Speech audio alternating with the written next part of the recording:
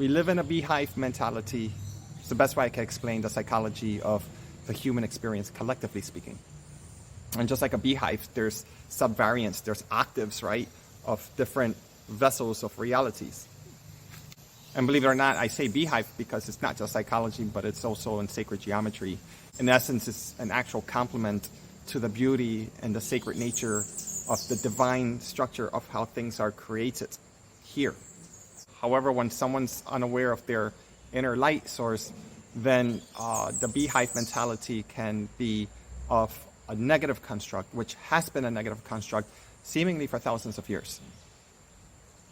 But the entertainment industry, being that life is a complete illusion and a complete show,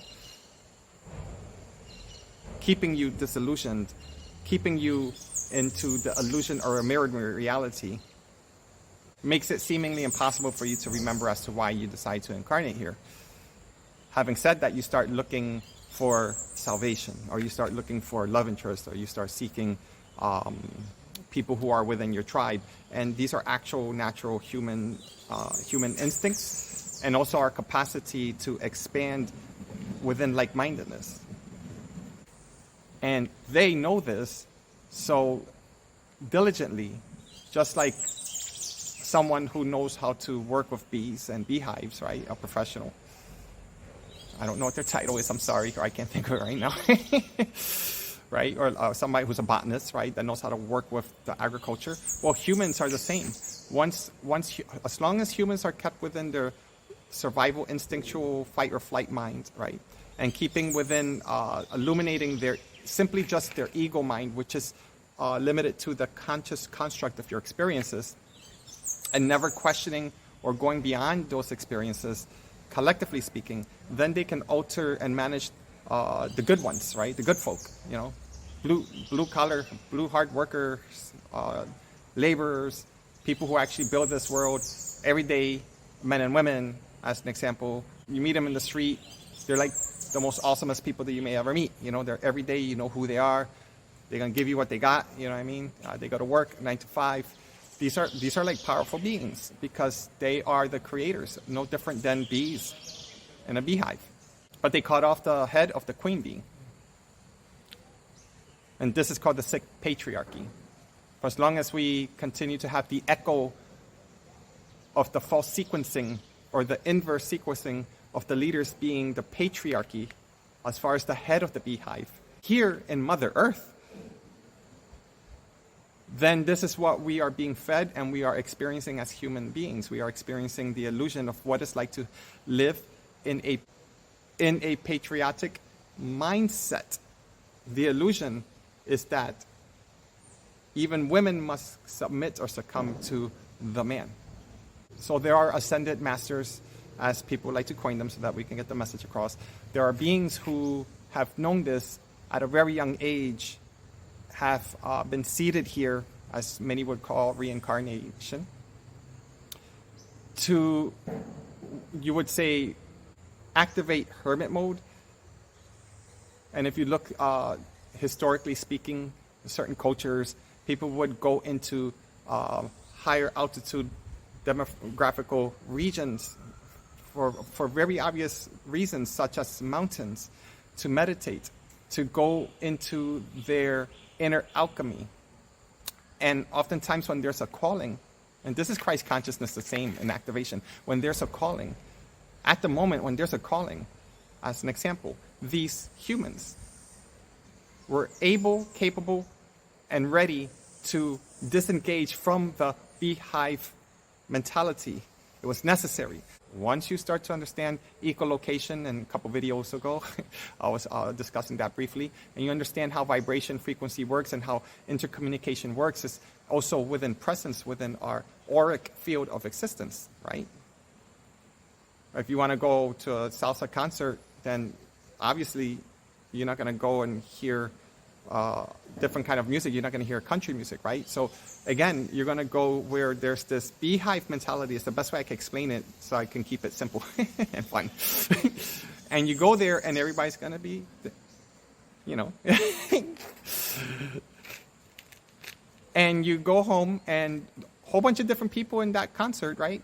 but they go home feeling satisfied, feeling fed within that frequency of what they were searching for, because that's what floats there. Oh, okay, that sounded a little corny, right? But you know what I mean. But then what happens? You go home, right? You go back to your 9 to 5, or you go back to your business, you go back to family, right?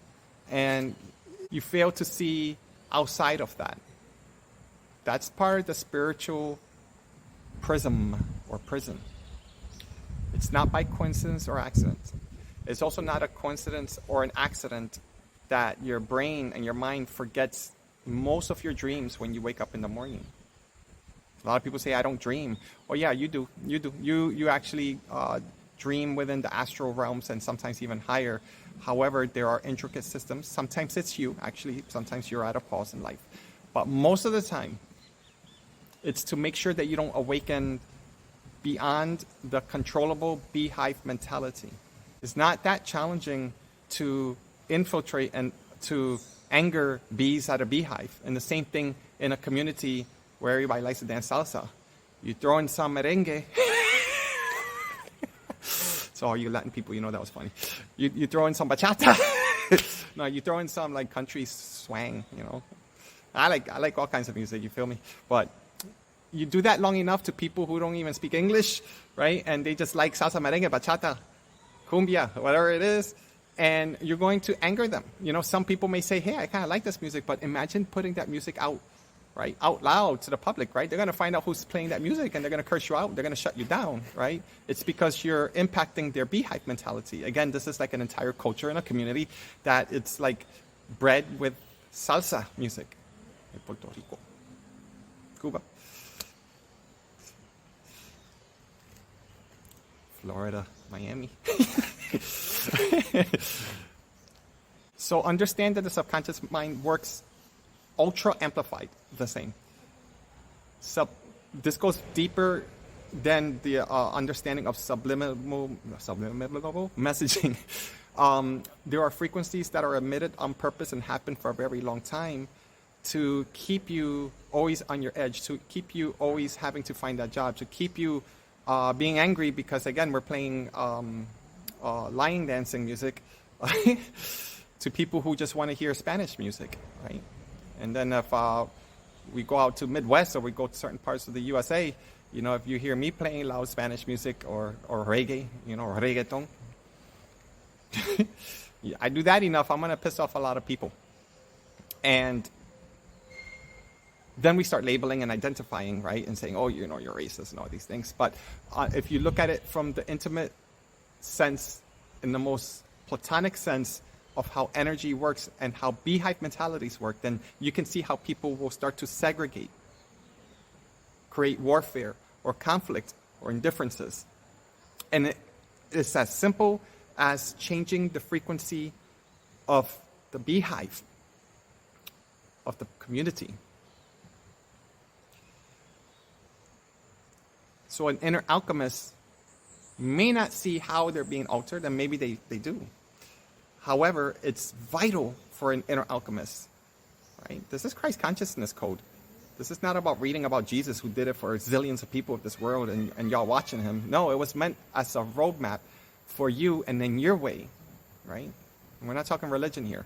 We're talking about blueprinting, unfolding, and your spiritual journey as a human being in flesh form, because flesh form is programmed to needing to need help or having to need help. So again, that's why Christ didn't come in your dreams, right? If you understand that, or if you believe in Christ in that way. He came to you in flesh form and in such a way to impact so that the story can be heard all the time. But you have to go into the story to understand that when it's you that's being told by your own discipline as in disciples, 12 meaning, right, dodecahedron, right? 12 platonics, or you may say 12 months of the year, right? 12 strands of DNA, Maharata, right? These are codes of remembrances to help you to start to resequence the synchronicities that you're experiencing now in this life.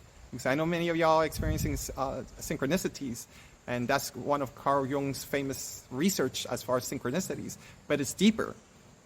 It's profound. It's a way of understanding who you are when you're starting to understand yourself. But once you start to see and to start to program that you are indeed the author of your experiences, then you start to resequence these synchronicities and reprogram simply by command. And everything below you, your emotional state body, right? Your fight, your flight response, your somatic nervous system, when everything's in alignment with complete, utter joy in the moment, just like a temple walls, it fits your command. They sound like, what I'm speaking of sounds very high frequency, and yes, it is. In the Kung Fu world, it's like one of the last stages of your journey in Kung Fu, real Kung Fu. However, now that we are in a higher frequency state, you can actually alter time by emitting and resequencing these codes that it takes you 20 or 30 years to get to that Kung Fu state of mind, where you can actually alter, slow down, and speed up time. And of course, if you're stuck in the state of rationality, then again, you're subjected to the ego system and the ego mind, and you're going to require proof. And for as long as you continue to live that way, then you're not going to be able to not just see and observe, but to become what you're observing. There's a difference between observing with utter disconnect and observing with being the author. So the highest ability one would understand to achieve to that level would be higher altitude in the physical form body, right? So these ascended masters understood this. It shook them right to their core. They knew this. And in order to be able to develop and resequencing and knowing that they were the authors of their reality, they started to create script, such as scripture, such as poems, or songs, they would say, as far as like Chinese script when it comes to Kung Fu study. These ascended masters would disappear into the mountains in their silence and quietude, which was their power, because they understood that humans that were not seeing as they saw were still needing to be protected within their childhood mentality, or protecting the innocence of themselves and of their family. And there was a sense of and because of this beehive mentality, if you destroy that mentality, you can lead to not just physical death, but also chaos, right? And upheaval. It will cause an imbalance that people may have not been ready for. So they started to construct powerful methods to help not just enable, not just to activate, but to help others to remember their programming, remembering their vessel, and to being able to alter their reality and to graduate, almost like graduating to a black belt, and now you're a teacher. Then you become a Kung Fu teacher or karate teacher, and now you find yourself more like an advanced student, because it's like you're okay with the students and you kind of like training together in some sort of way, because you know that when you give your all, not just being the authority figure, but you give your all with complete humility to the student, then you all expand, because when the student gets better, you get better, because they reflect something at you. Because now if you have 20 or 30 students in your class, right, those are 20 or 30 versions of you as you're trying to instruct a method to them so that they can internalize it into their bodies. And yet there's like 20 or 30 different bodies, physical, different mental constructs, different belief systems, and to alter it within a system. Unfortunately, people get stuck in that system, right? And they just keep it just tailored to just keeping the lineage alive, right? Just like religion. And it becomes sick, because anything that's held in structure like that is like saying you cannot alter your past. And that's a fallacy. It's actually a fallacy in quantum physics. Every time you alter your present, you alter your past and your future. Energy cannot lie and does not lie. That's not even a state of opinion. It just is. So that's where things turn to stone, and even stone starts to disintegrate, fossilize. These were humans' attempts in holding on to their fight or flight, their fears of forgetting. But once you remember who you are, then you start to redevelop your future self that's being developed right now as you're speaking, your future vessel right now that you're supposed to be walking into a day from now, 5 years from now, 10 years from now. But most people are not seeing, so that future self, it seems like that vessel never seems to come, and you seem like you never kind of like program and integrate into that new system, so you start repeating a pattern. Why? It's because that system is actually tailored for your highest good. It's actually your highest self, right? The actual embodiment, let's say. So here you're reprogramming anything that cannot fit into this new technology, you would say. So what many would say, your fades, or they would say that you're going through utter chaos, and all of this uncertainty, and life is horrible. How do you resequence the coding of the negative feedback loop so that you can start implementing its exchange to dismantle, to create space for a new way of communicating within your vessel and out? Creating a system of not just thinking, not just feeling, not just seeing, and doing, but the dance and the harmonics of the reason why all of that has to play in some form of synchronization, harmonically speaking, because we are harmonic beings. And that's why, again, the best analogy to make is that we have a beehive sense of mentality. If you are interested and you are serious into going deeper into the realms of Qigong, I do prescribe Qigong for different people depending on what they're working with, even if it's fighting, like martial arts. But just as interested within the healing realm of Qigong to help to work, because Qigong is an elaborate system that's always morphing and changing. These are advanced systems like yoga, advanced systems to help to ease your integration process, because it's seemingly impossible to exit out of the beehive mentality program. And until you're able to do so freely or with complete and utter faith, and most people are not able, capable, or not willing to do that, then Qigong allows for you to work with where you're at. And perhaps maybe that's what you're meant to be doing right here, right now, in the moment. Maybe you're not supposed to go into hermit mode. Each journey is different for everyone. Maybe you're coming out of hermit mode and to reacclimate and to re-anchor so that you can reintegrate into a system back into the beehive mentality. Oh yeah, when you don't fit into their mentality, and again, you're coming in playing higher frequency music, if you're not understanding the language of the beehive mentality beings that you're actually putting yourself back into, placing yourself back into based on the ley lines, the demographics, the social norms of that community or that place, then you're going to disrupt and change chords harmonically speaking, and it's actually your power. But in order for your pressurized system to be able to not just manipulate, but to be able to gear through that power, to understand how to dismantle, disperse, to tonify, to augment every breath that you take, that beehive mentality that you see outside of yourself eventually will have no choice but to be reprogrammed based on your breath. Who you are is how the entire world changes. And Qigong has been created as very advanced technology, so much more advanced than AI technology. And if you got to know me on a private matter, you book with me as an example, that's how you would get to know me,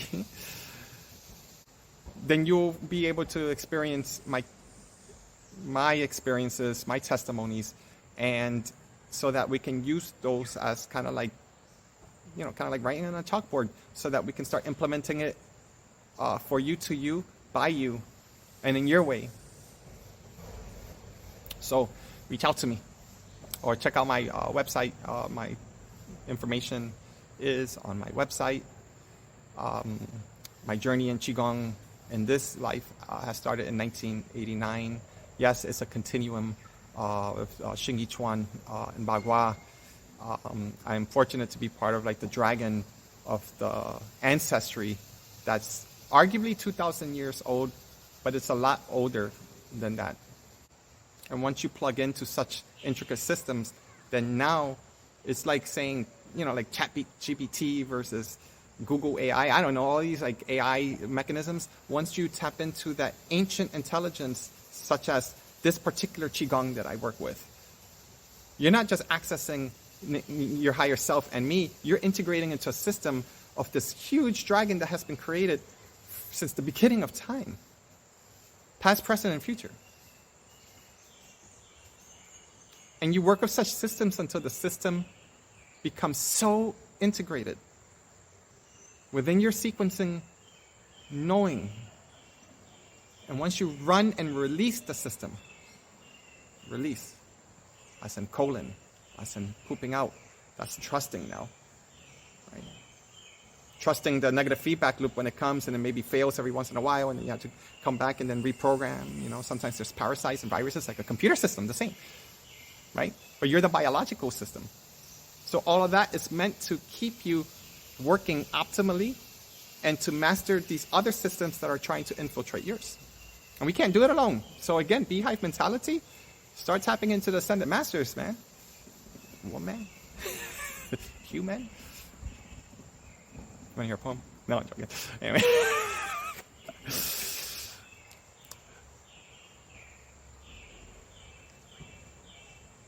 And right now, every time I speak about Qigong and the way I speak, it sounds very superficial, and it brings me great joy. Tears and all of it. Oh my God. When someone starts to dive in to how simple it is for you to tap in to the quantum field of reality. And if you're already tapping in to your Akashic record, there's no prayer needed. You actually become the living prayer. How do you do that?